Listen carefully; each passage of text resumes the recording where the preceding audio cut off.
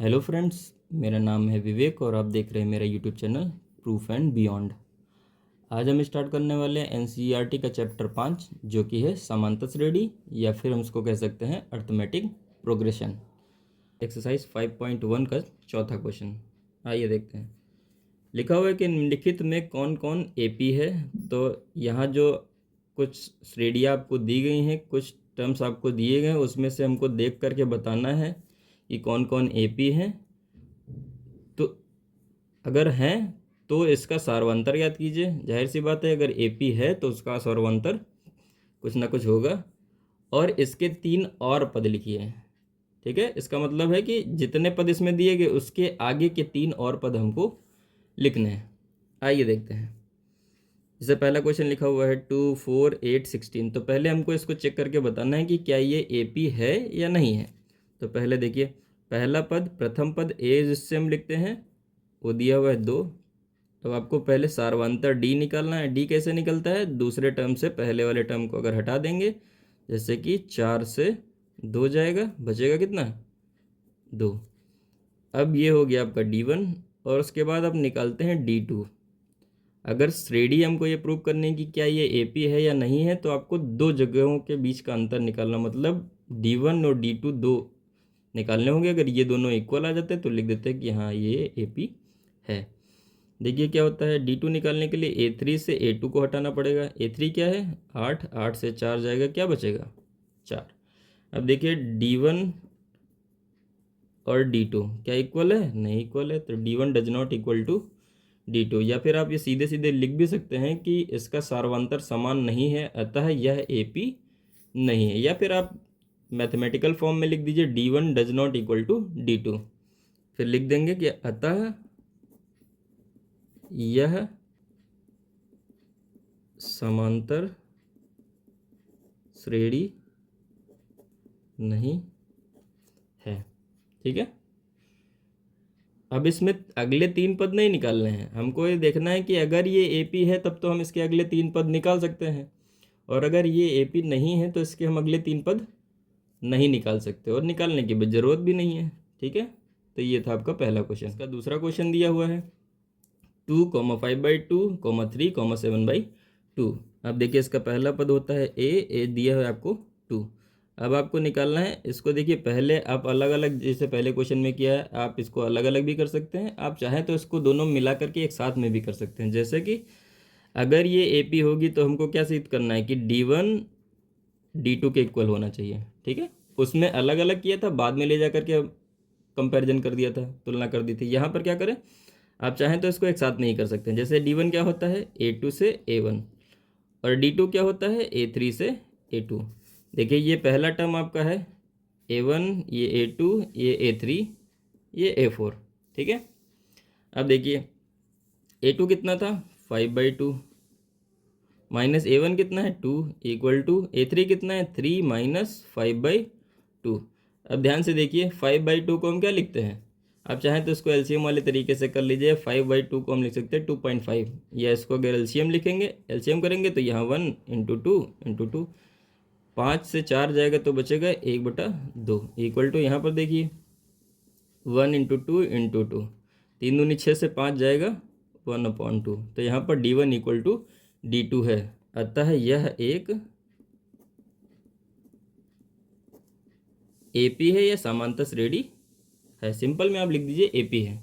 अब जब एपी है तो इसके हमको टर्म भी निकालने हैं। जैसे कि यहाँ देखिए पहला, दूसरा, तीसरा, चौथा, तो हमको 5वें शुरू करने हैं, अगले 3 टर्म निकालने हैं। ठीक है, 4 टर्म हमको दिए थे पहले, 5वां। अब 5वां टर्म निकालना है तो देखिए ए प्लस, फार्मूला आपका क्या होता है? एन टर्म का है A plus n-1 into D.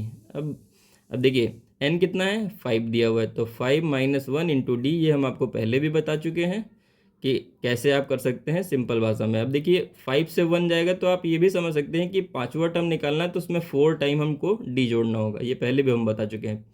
ठीक है, तो ए आपका दिया था 2 प्लस 4 इंटू डी की वैल्यू कितनी है? डी आप अपने अभी यहाँ पर निकाल लिए 1/2। 2 एकम 2, 2 दूनी 4, तो ये 2 प्लस 2 मिलाकर हो जाएगा 4। तो इसका जो 5वां टर्म हो जाएगा वो हो जाएगा 4। ठीक है, अब देखिए छठा टर्म निकालना है A6, A प्लस अब देखिए सीधे निकाल देंगे, n-1 वाला लिखने की जरूरत नहीं, 6 नंबर का टर्म निकालना है तो इसमें 5 टाइम्स डी जोड़ा जाएगा। तो a प्लस 5d, ए कितना दिया हुआ है 2 प्लस 5 गुणा डी कितना है 1/2 इक्वल टू 2 प्लस 5/2। अगर इसको हम ऐड कर देंगे तो 2 दूना 4 5 9/2 हो जाएगा। ठीक है, अब इसका निकालना है हमको 7th term a plus 6d। ठीक है, अब देखिए 7th टर्म में क्या होगा, a दिया है 2 प्लस 6 इंटू डी की वैल्यू 1/2, 2 1 जा 2, 2 3 जा 6, तो ये 2 प्लस 3 इक्वल टू हो जाएगा 5, तो ये हो जाएगा 7th टर्म, ये हो जाएगा 6th टर्म। तो ये आपके हो जाएंगे अगले 3 टर्म।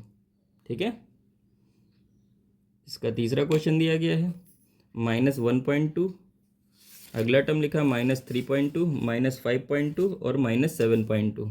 ठीक है, आइए इसको चेक करते हैं कि अच्छा ये जो दिए गए हैं ये क्या है, जैसे पहला टर्म है, ये दूसरा टर्म है, ये तीसरा टर्म है, ये चौथा टर्म है, 4 टर्म आपको दिए हैं, उसके आगे के 3 टर्म आपको निकालने हैं अगर वो AP है तो। ठीक है, तो यहाँ से देखिए a आपको पता चल जाएगा -1.2। ठीक है, अब इसको पहले हमको सिद्ध करना है कि ये AP है या नहीं। इसके लिए हमको क्या करना पड़ेगा, D1 equal to D2। D1 क्या होता है, A2 से A1 को हटाएंगे और A3 से A2 को हटाएंगे। A2 क्या है, माइनस का 3.2 माइनस ये वाला और एक माइनस AP वाला, ये जो दिया हुआ है -1.2 इक्वल टू A3 कितना है माइनस का 5.2 माइनस और ये A2 वाला माइनस 3.2। देखिए माइनस का 3.2 उसमें से प्लस 1.2 इक्वल टू माइनस का 5.2 माइनस माइनस प्लस 3.2।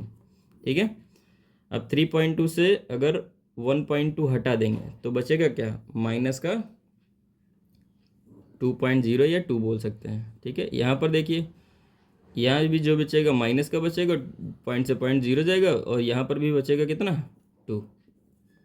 अतः यहाँ पर देखिए D1 इक्वल टू D2 हो गया, अतः ये एक समांतर श्रेणी है। तो ये लिख देंगे, अतः यह एक समांतर श्रेणी है।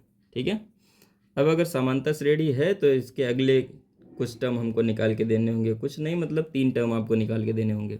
जैसे कि इसका 5वां टर्म, 4 टर्म इसमें पहले से निकालेंगे तो 5वां टर्म निकालेंगे। 5वां टर्म क्या होता है, a प्लस 4d। 5वें टर्म में 4 टाइम्स d जोड़ना होता है। a कितना दिया हुआ है -1.2 प्लस 4 इंटू डी की वैल्यू कितनी है -2, -1.2 प्लस इसको अगर हम प्लस माइनस गुणा कर लेंगे तो यहाँ हो जाएगा -4 2 जा 8, दोनों को जोड़ देंगे तो हो जाएगा -9.2। ये हो जाएगा इसका 5वां टर्म। अब इसका छठा टर्म निकालते हैं, A6 a प्लस 5d, जितना यहाँ उससे एक कम डी जोड़ना है। a कितना है -1.2 प्लस 5 इंटू डी की वैल्यू -2। ठीक है, -1.2 प्लस माइनस 5 2 जा 10, दोनों को जोड़ेंगे तो हो जाएगा माइनस का 11.2, 10 और 1 11.2। अगला निकालना है A7 equal to a plus 6d। a कितना है -1.2 प्लस 6,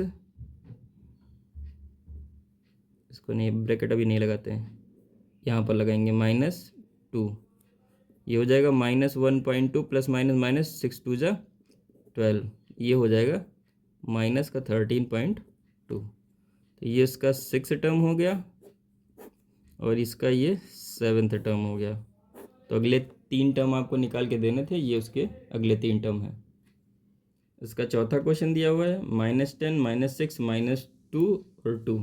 ठीक है, तो ये देखिए ये पहला टर्म है, ये दूसरा है, ये तीसरा है और ये चौथा टर्म दिया हुआ है। ठीक, देखिए ए आपको पता चल गया -10, फिर आपको निकालना है D1 इक्वल टू D2, क्योंकि हमको ये सिद्ध करना है कि ये समांतर श्रेणी है या नहीं है।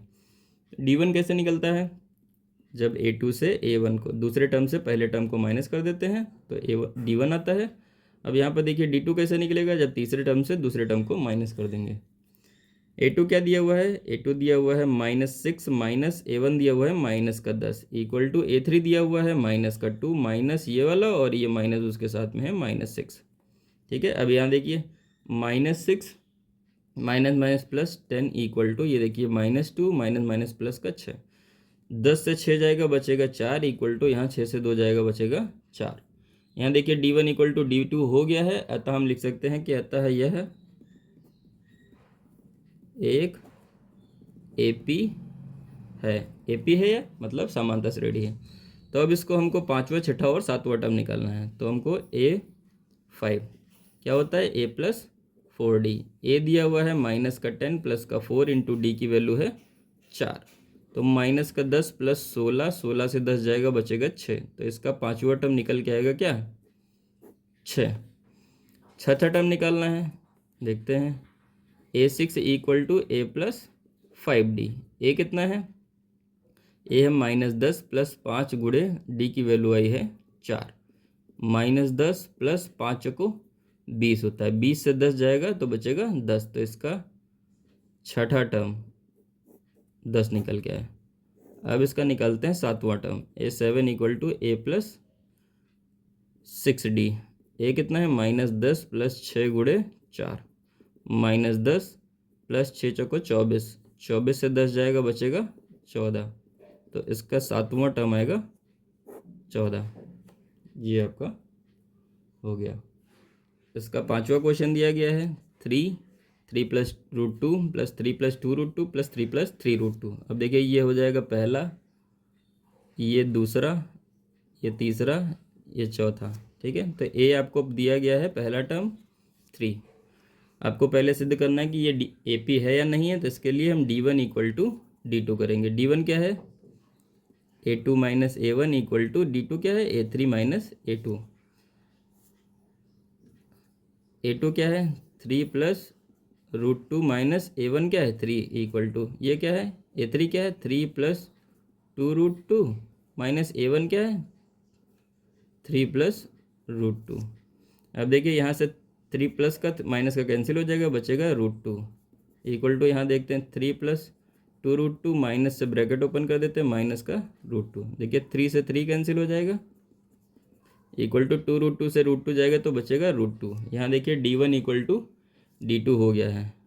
जब D1 इक्वल टू D2 हो जाएगा तो हम लिख देंगे कि अतः यह एक समांतर श्रेणी या AP है।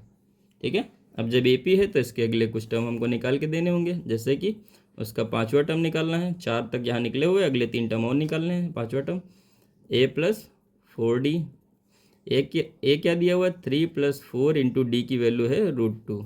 तो ये हो जाएगा 3 प्लस 4√2। ये हो जाएगा इसका पांचवा टर्म।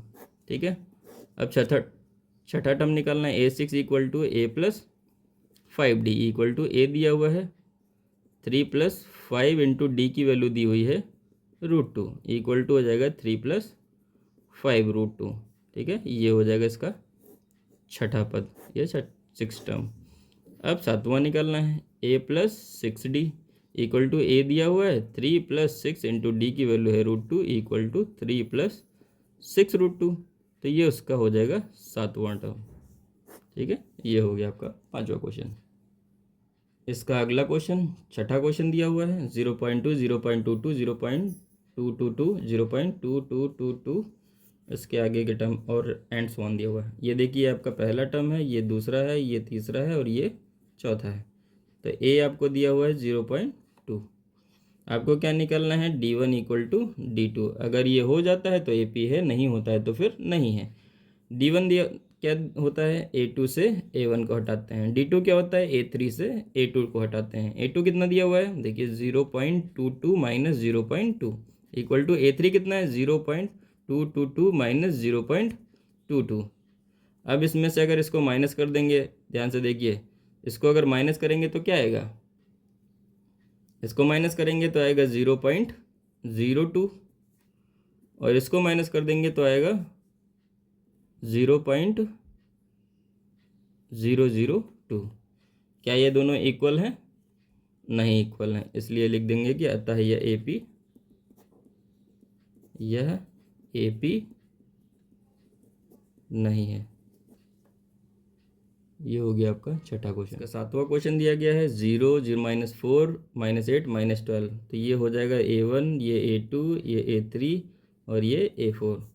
अब देखिए ए आपको दिया गया है 0। अब ए पी प्रूव करने के लिए D1 equal to D2, D1 A2 minus A1 equal to D2 A3 minus A2।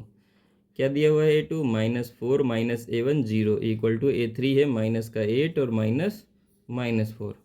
ये हो जाएगा -4 इक्वल टू, ये हो जाएगा -8 माइनस माइनस प्लस का 4 इक्वल टू ये -4 इक्वल टू 8 से 4 जाएगा माइनस का 4। यहाँ पर देखिए दोनों इक्वल आ रहे हैं, अतः यह एक ए पी है, अतः यह ए पी है। ठीक है, ये प्रूव हो गया। D1 इक्वल टू D2 आ गया, तो हम लिख सकते हैं कि ये एक ए पी है। जब ए पी है तो इसके अगले टर्म निकाल के देने हैं, जैसे कि पाँचवा क्वेश्चन, पाँचवा टर्म निकालना है A + 4D। पाँचवा निकालना है तो 4 टाइम D जोड़ेंगे। ए क्या है, ए दिया है 0 + 4 इंटू डी की वैल्यू आई -4 इक्वल टू हो जाएगा प्लस माइनस माइनस का 16। तो ये हो जाएगा उसका पाँचवा टर्म। अब देखिए इसका छठा टर्म निकालना है, क्या होगा A + 5D। ए कितना है 0 + 5 इंटू डी की वैल्यू -4 इक्वल टू हो जाएगा माइनस का 5 चौको 20। ये हो जाएगा इसका छठा टर्म। अब एक और इसका सातवां टर्म निकालना है, हो जाएगा A + 6D इक्वल टू ए दिया हुआ 0 + 6 इंटू डी की वैल्यू है -4। ये हो जाएगा -24, सातवां टर्म। तो ये उसके अगले 3 टर्म हो गए। ये हो गया आपका सातवां क्वेश्चन। अब देखिए इसका आठवां क्वेश्चन दिया हुआ -1/2 -1/2 -1/2 -1/2 एंड सो ऑन। ये देखिए ये उसका पहला टर्म है, ये दूसरा टर्म है, ये तीसरा टर्म है, ये चौथा टर्म है। हालांकि ये देखने से भी पता चल रहा होगा कि ए पी है। ठीक है, लेकिन देखते हैं। अब देखिए A1, ए दिया हुआ है आपका कितना, A1 या ए आप लिखेंगे। ए दिया हुआ है -1/2। अब हमको निकालना D1 इक्वल टू D2। देखिए D1 क्या होता है, A2 - A1 equal to D2 होता है A3 - A2। A1 है -1, A2 दिया है -1/2 माइनस और ये -1/2 इक्वल टू A3 दिया हुआ है -1/2 माइनस ये वाला और -1/2। ये देखिए -1/2 minus minus plus 1/2 equal to ये -1/2 माइनस को माइनस से गुणा करेंगे +1/2। अब देखिए जितना प्लस उतना minus, plus minus 0 equal to 0। अब यहाँ देखिए इक्वल आ गया, अतः यह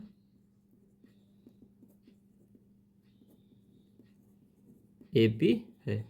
इक्वल आने पर ए पी हो जाती है। यहाँ पर देखिए D1 इक्वल टू D2 हो गया है, इसलिए ये एक ए पी है। अब जब ए पी है तो इसके अगले टर्म आपको निकालने हैं, जैसे कि A5,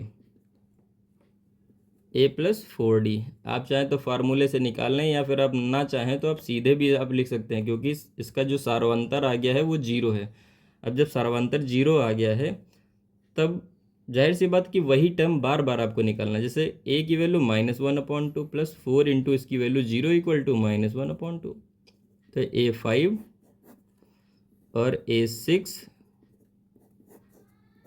और A7 उसके सारे टर्म एक जैसे होंगे। क्यों होंगे, क्योंकि उसका सार्वंतर समान है। ठीक है, ये हो गया आपका आठवां क्वेश्चन। इसका 10वां क्वेश्चन दिया गया है। देखिए ये A1 A2 A3 A4। ठीक है, तो ए आपको दिया हुआ है ए ही है। ठीक, तो आपको क्या करना है, D1 equal to D2। D1 क्या होता है, A2 - A1 equal to D2 क्या होता है, A3 - A2। A2 क्या दिया हुआ है, 2A - A equal to 3A - 2A। यहाँ से देखिए 2A से A जाएगा तो बचेगा A इक्वल टू 3A से 2A जाएगा तो बचेगा A।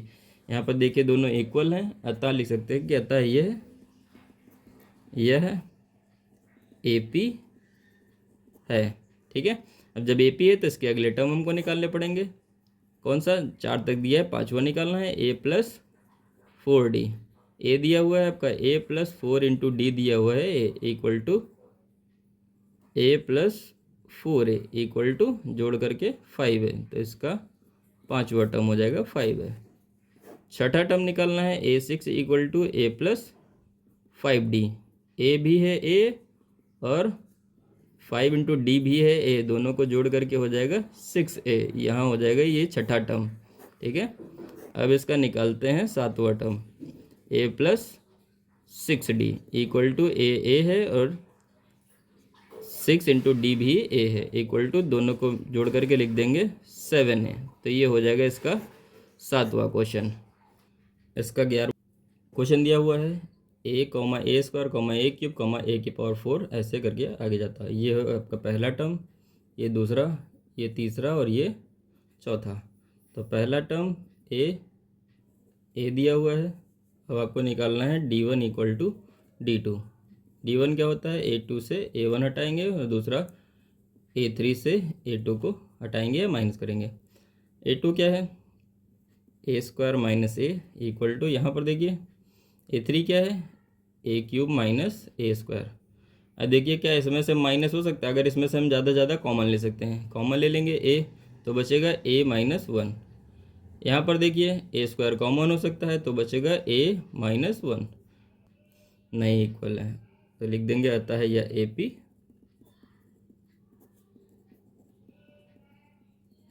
नहीं है। ठीक है, जब d1 d2 के इक्वल हो जाएगा तभी हम लिख सकते हैं कि हाँ ये ए पी है, और अगर इस इक्वल नहीं होगा तो हम ये नहीं लिख सकते कि ये ए पी। इसका देखिए 12वां क्वेश्चन लिखा हुआ है, √2 √8 √18 और √32, आगे ऐसे जाता है। अब देखिए अब चाहें तो इसको भी सॉल्व कर सकते हैं या इसको हम थोड़ा सा सही कर लेते हैं ताकि आपको क्वेश्चन करने में दिक्कत ना हो। देखिए इसको हम √2 लिख सकते हैं, इस √8 को हम चाहें तो देखिए ऐसे भी इसके फैक्टर लिख सकते हैं, 4 गुणे 2। इसको 18 को भी हम लिख सकते हैं 9 गुणे 2। 32 को लिख सकते हैं 16 गुणा 2, ऐसे करके आगे टर्म। या इसको हम ये भी लिख सकते हैं √2, 4 का रूट 2 होता है तो इसको हम लिख सकते हैं 2√2। 9 का रूट 3 होता है तो इसको लिख सकते हैं 3√2, और 16 का रूट होता है 4 तो इसको लिख सकते हैं 4√2, ऐसे करके आगे जाएगा। ठीक है, अब देखिए ये आपका हो जाएगा पहला टर्म, इसको आप a1 लिख लीजिए, इसको a2 लिख लीजिए, इसको a3 लिख लीजिए, इसको a4 लिख लीजिए। अब हमको चेक करना है कि ये AP है या नहीं है। तो a आपको दिया हुआ है √2। ठीक है, तो आपको इसके लिए सबसे पहले d1 इक्वल टू d2 करना पड़ेगा। d1 क्या है, a2 minus a1 equal to d2 क्या है, a3 माइनस a2। a2 क्या है, देखिए यहाँ पर 2√2 minus √2 equal to a3, 3√2 minus 2√2। अब यहाँ से माइनस कर देंगे, 2√2 से √2 हो जाएगा, बचेगा √2 इक्वल टू यहाँ से बचेगा √2। इस टाइप का आप पहले भी क्वेश्चन कर चुके हैं। ठीक है, तो यहाँ से d1 इक्वल टू d2 आ गया, लिख देंगे अतः यह AP है। अब जब AP है तो इसके टर्म निकाल के देने पड़ेंगे हमको। ये निकालते हैं, जैसे कि इसका हमको पहले पाँचवा टर्म निकालना होगा। पाँचवा टर्म क्या होता है, a प्लस 4d। a कितना दिया हुआ है, a है √2 plus 4 into √2 equal to √2 plus 4√2, दोनों को जोड़ेंगे हो जाएगा 5√2। ठीक है, ये हो जाएगा इसका पाँचवा टर्म। या उस जैसे कि रूट के अंदर ही लिखा हुआ है तो इसको रूट के अंदर ले जाते हैं, a5। जब रूट के बाहर आता है तो एक बार आता है, अंदर जाता है तो 2 बार हो जाता है, तो इसको हम ये भी लिख सकते हैं 5 इंटू 5। तो a5 जो हो जाएगा वो हो जाएगा 5 × 5 = 25 दूना 50, इसको हम 50 a5 हो जाएगा। अब इसका a6 निकालते हैं, छठा term a plus 5d। a कितना दिया हुआ है, a दिया हुआ है √2 प्लस 5√2 इक्वल टू 6√2। अब इसको अंदर ले जाके लिख देते हैं, √2 इंटू 6 इंटू 6 इक्वल टू हो जाएगा 72, 36 दूना 72 होता है। ये उसका छठा टर्म आ जाएगा। अब उसका सातवां टर्म निकालना है, a7 equal to a plus 6d। a है √2 प्लस 6 इंटू √2 इक्वल टू हो जाएगा 7√2। अब देखिए इसको अंदर ले जाएंगे तो रूट लिखेंगे 2 इंटू 7 इंटू 7, तो a7 हो जाएगा 49 दूना 98। ठीक है, तो इसके छठा, पाँचवा, छठा और सातवां टर्म ये आएगा। इसका 13वां क्वेश्चन दिया गया है √3, √6, √9 और √12। ये देखिए A1, A2, A3 और ये A4। देखिए A आपको दिया गया है √3, फिर क्या करना है D1 = D2। A2 से A1 माइनस करेंगे, A3 से A2 माइनस करेंगे।